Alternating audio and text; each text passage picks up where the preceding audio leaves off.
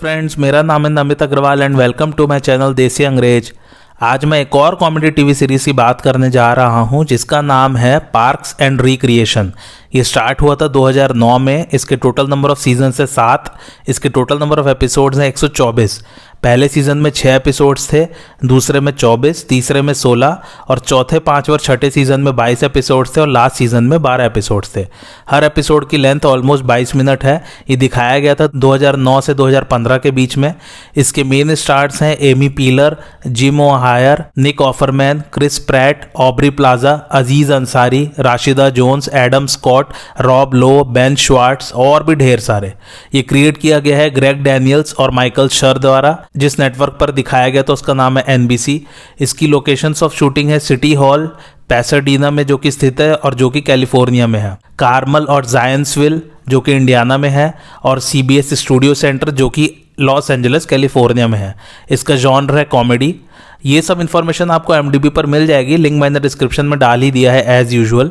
और मेरे चैनल को जल्दी से सब्सक्राइब कर लीजिए जिन्होंने नहीं किया है, ताकि उन्हें और भी टीवी सीरीज के रिव्यू के नोटिफिकेशन मिल सकें। अब इसके डिस्क्रिप्शन की बात करते हैं। लेस्ली नोप नाम की एक कैरेक्टर है इसमें और वो गवर्नमेंट ब्यूरोक्रेट है और वो पार्क्स और रिक्रिएशन डिपार्टमेंट में काम करती है। वो अपने टाउन को सुंदर बनाना चाहती है, लेकिन कैसे गवर्नमेंट ऑफिशियल्स हर जगह उसके काम में अड़ंगा डालते रहते हैं, बस यही सब दिखाया है इसमें। कहानी की बात करते हैं तो लेस्ली नोप का किरदार निभाया है एमी पीलर ने और बहुत ही बढ़िया किरदार निभाया उन्होंने। और वो इंडियाना के एक टाउन में एज अ गवर्नमेंट ऑफिशियल काम करती है, यानी कि सरकारी अफसर की तरह, पार्क्स डिपार्टमेंट में। टाउन का नाम है पॉनी, PAWNEE। ये काल्पनिक टाउन दिखाया है, ऐसे नाम का कोई टाउन नहीं है एक्चुअली में इंडियाना में। और इंडियाना एक्चुअली एक स्टेट है अमेरिका में। राइटर्स ने एक्चुअल में कैलिफोर्निया की पॉलिटिक्स के बारे में रिसर्च की थी, वहाँ के सरकारी दफ्तरों में जो ऑफिशियल्स काम करते हैं उनसे बातचीत करके।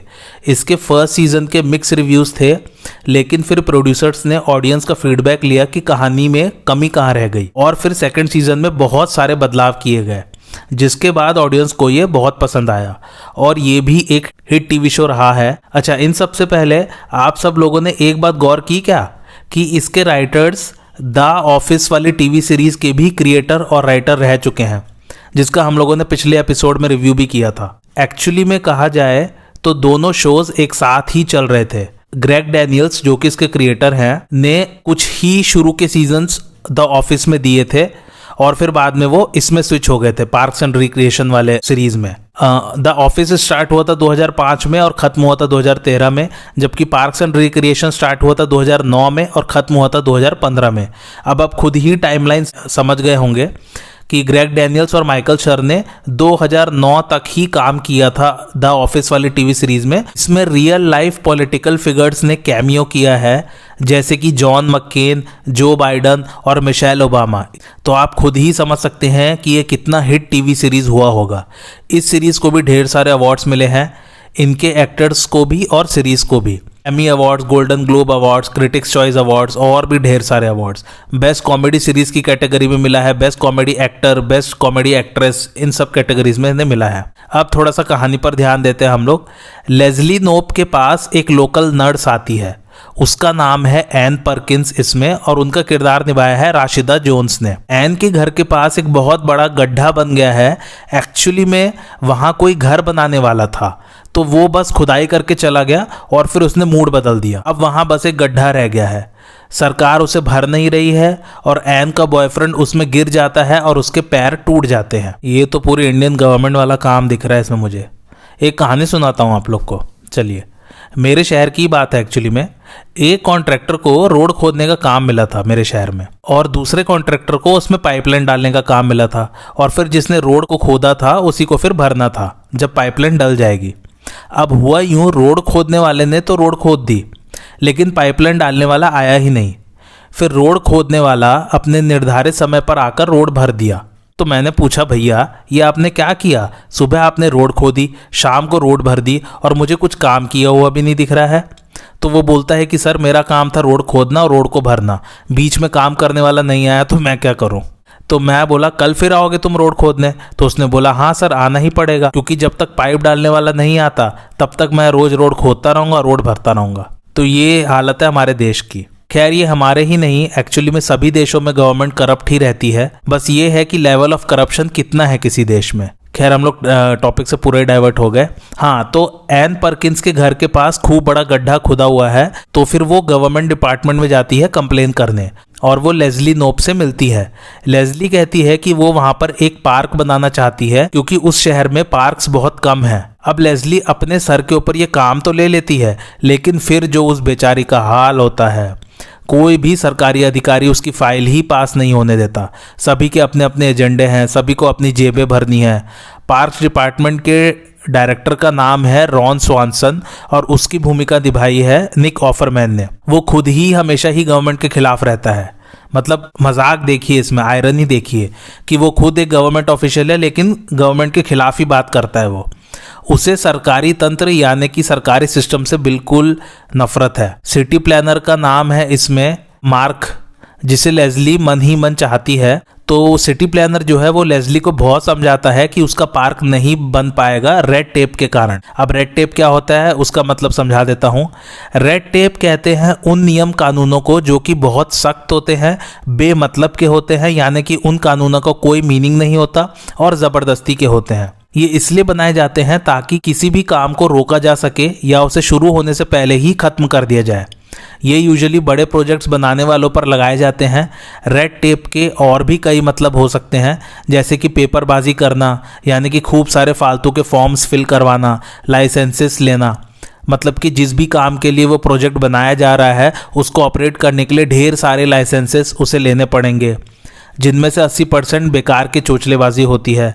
फिर खूब सारे लोगों से उस प्रोजेक्ट की फाइल को निकलवाना या पास करवाना और उस फाइल को खूब सारी कमिटीज़ में उलझा देना, और ये सब सिर्फ इसलिए ताकि जो प्रोजेक्ट लगा रहा है उसका काम धीरे हो जाए या फिर उस प्रोजेक्ट को कंप्लीट करना ही उसके लिए बहुत मुश्किल हो जाए। अगर वो पैसा खिलाता रहेगा सरकारी तंत्र को तो काम उसका होता जाएगा, नहीं तो रेड टेप आएगा। लेस्ली और उसका स्टाफ पूरी कोशिश करते हैं कि पार्क बन जाए और वो लोगों को कन्विंस करने की भी कोशिश करते हैं, लेकिन जनता में से भी उन्हें किसी का साथ नहीं मिलता। और अच्छा हाँ, एन के बॉयफ्रेंड का नाम है इसमें एंडी ड्वायर और उसे निभाया है हमारे अपने फेवरेट हॉलीवुड के सुपरस्टार ने, जिनका नाम है क्रिस प्रैट। जी हाँ, क्रिस प्रैट पहचाना आपने, वही जुरासिक वर्ल्ड वाले, गार्डियंस ऑफ गैलेक्सी वाले। खैर फोटोज देख के आप लोग समझ ही गए होंगे।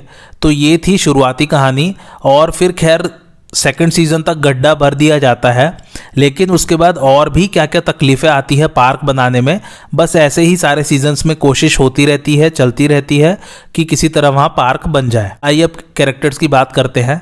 सबसे पहला कैरेक्टर ऑब्वियसली लेस्ली नोप का, जिसे निभाया एमी पीलर ने।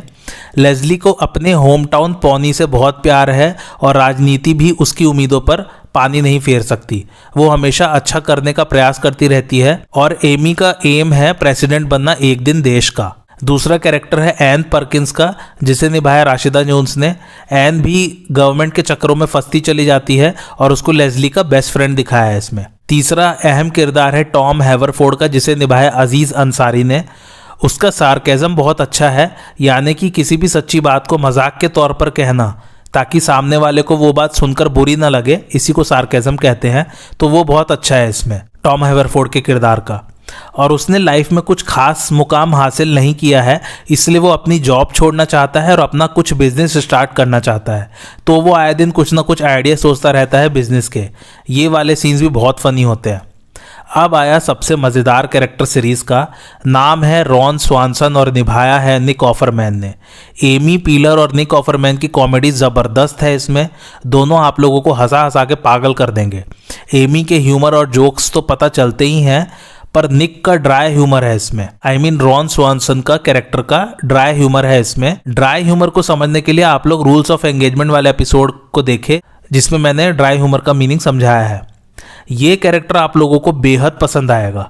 रॉन का मानना है कि गवर्नमेंट में जितने कम एम्प्लॉयज़ होंगे उतना इफेक्टिव काम होगा। वो अपने डिपार्टमेंट को बिल्कुल नालायक और यूजलेस बनाना चाहता है, इसलिए वो ऐसे लोगों को हायर करता है जो कि अपने काम में बहुत बेकार हो या कामचोर हो। लेकिन जैसे जैसे कहानी आगे बढ़ेगी आपको दिखेगा कि रॉन अपने एम्प्लॉयज़ की वाकई में बहुत केयर करता है। फिर आता है एक और मज़ेदार कैरेक्टर जिसका नाम है अप्रैल लडगेट। उसे निभाया है ऑब्री प्लाजा ने। अप्रैल एज इंटर्न काम कर रही है पार्क्स डिपार्टमेंट में और उसको काम में कोई इंटरेस्ट नहीं है और उसे निराशावादी दिखाया गया है। निराशावादी मतलब जो हमेशा नेगेटिव सोचता है और बोलता है, और उसके साथ अगर कोई दूसरा इंसान भी बैठ जाए या 5 मिनट गुजार ले तो उसे भी वो उदास कर देता है। अप्रैल हमेशा एक ही टोन में बोलती है, उसके डायलॉग्स में कोई भावना नहीं है। तो रॉन को एक परफेक्ट असिस्टेंट मिल जाती है अप्रैल के रूप में। और मज़े की बात सुनिए, रियल लाइफ में जब कास्टिंग डायरेक्टर ने ऑब्री से मुलाकात की थी तो उनका ये कहना था कि उन्होंने अपने जीवन में सबसे अजीब लड़की का ऑडिशन लिया आज। और फिर कास्टिंग डायरेक्टर ने क्रिएटर से जाके कहा कि आपको उसे शो में ज़रूर लेना चाहिए।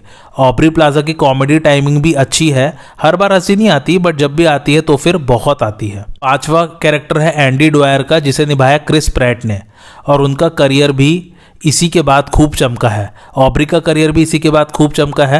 एंडी ड्वायर इसमें अप्रैल का बॉयफ्रेंड बना है। तो एक्चुअली अप्रैल का बॉयफ्रेंड बनने से पहले वो एन का बॉयफ्रेंड था, फिर उससे ब्रेकअप करके वो अप्रैल का बन जाता है। क्रिस प्रैट के बारे में एक फैक्ट सुनिए, उन्हें सिर्फ एक ही एपिसोड के लिए लिया गया था, लेकिन क्रिएटर्स को क्रिस का कैरेक्टर इतना पसंद आया कि फिर वो परमानेंट कास्ट बन गए इस सीरीज में। क्रिस को इसमें मोटा दिखाया है, अभी तो खैर वो खूब फिट हो गए हैं, बट इस सीरीज के दौरान वो काफ़ी मोटे थे। और क्रिस की कॉमेडी ऑसम है दोस्तों, मतलब बस मज़ा ही आ जाएगा उनकी कॉमेडी को देख के।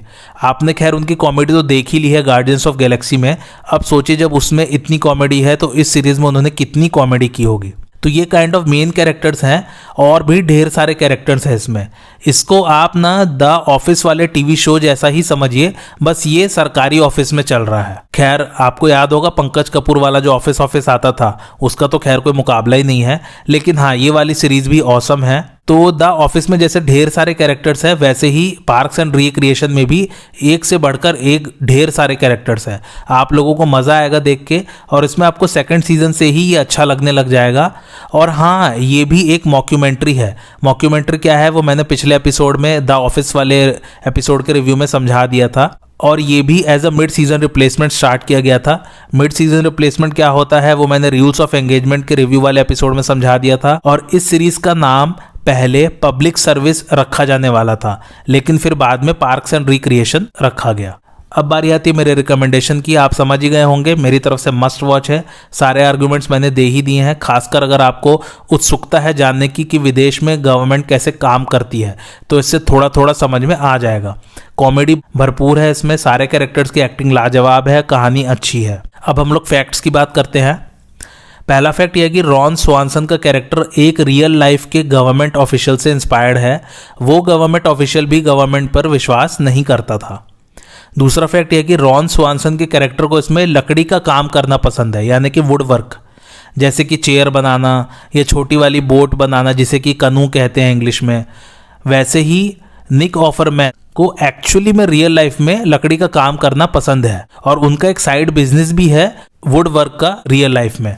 तीसरा फैक्ट यह है कि क्रिस प्रैट अपने बॉडी से इतनी अच्छी कॉमेडी प्रस्तुत करते थे कि राइटर्स को भी नहीं पता होता था कि वो क्या करने वाले हैं सेट पर आज। क्रिस एक्चुअली इम्प्रोवाइज करते थे शूटिंग के दौरान कभी कभी। बाद में राइटर्स ने स्क्रिप्ट में सिर्फ इतना ही लिखना शुरू कर दिया उनके डायलॉग्स के बीच में कि Andy does something physical. Andy जो है क्रिस प्रैट के कैरेक्टर का नाम है, तो वो ये लिखते थे कि एंडी ने अपने शरीर से कुछ कॉमेडी की, बस ये लिख देते थे, और उनको भरोसा था क्रिस पर कि वो कुछ ना कुछ कॉमेडी ज़रूर करेंगे। चौथा फैक्ट यह कि सीजन 6 के वक्त क्रिस प्रैट अपना काफ़ी वेट लूज कर चुके थे, क्योंकि उस समय उनकी मूवी आने वाली थी गार्डियंस ऑफ गैलेक्सी, और उन्होंने उसके लिए 27 किलो लूज किया था। पांचवा फैक्ट यह कि एमी पीलर को डर लगने लग गया था कि उनके कैरेक्टर लेज़ली नोप को राइटर्स कहीं द ऑफिस वाले माइकल स्कॉट की तरह तो नहीं बनाना चाहते, इसलिए उन्होंने फिर रिक्वेस्ट किया क्रिएटर से कि उनके कैरेक्टर के अंदर थोड़े बदलाव किए जाए, और वैसा ही हुआ। सीजन 2 से आप देखेंगे कि लेज़ली का कैरेक्टर काफ़ी चेंज्ड है। छठा और आखिरी फैक्ट यह है कि इस सीरीज को पहले स्पिन ऑफ बनाने वाले थे द ऑफिस टीवी सीरीज का, लेकिन फिर बाद में डिसाइड हुआ कि इसे एक ओरिजिनल शो ही बनाया जाए। अब स्पिन ऑफ क्या होता है ये मैंने डॉक्टर हू के रिव्यू वाले एपिसोड में समझाया है। इसके IMDb रेटिंग की बात करें तो वो है 8.6, जिसे रेट किया है 2,58,000 लोगों ने, और ये भी टॉप 250 टीवी शोज में आता है IMDb रैंकिंग में, और इसका रैंक है 120। मेरा रिकमेंडेशन मैंने बता ही दिया है, मस्ट वॉच है, बिल्कुल देखिए, आपको बहुत हंसी आएगी। क्रिस प्रैट के लिए देख लिए, उनकी कॉमेडी के लिए देखिए, निक ऑफरमैन की कॉमेडी के लिए देखिए, और इसलिए देखिए कि सरकारी ऑफिस में कैसे काम होता है। इससे तो हर आदमी बिल्कुल रिलेट कर पाएगा, एक आम भारतीय भी इससे रिलेट कर लेगा। एक आम भारतीय के कोई भी देश का नागरिक इससे रिलेट कर सकता है, क्योंकि सब जगह सरकारी तंत्र बेकार है और आप लोग को बहुत मज़ा आएगा देख के से। आज का रिव्यू आप लोगों को कैसा लगा मुझे ज़रूर बताइए कमेंट करके, और आप लोग और किस किस टीवी सीरीज़ का रिव्यू देखना चाहते हैं वो भी मुझे कमेंट करके ज़रूर बताइए। और मेरे चैनल देसी अंग्रेज को लाइक, शेयर और सब्सक्राइब ज़रूर कीजिए। Thanks for watching.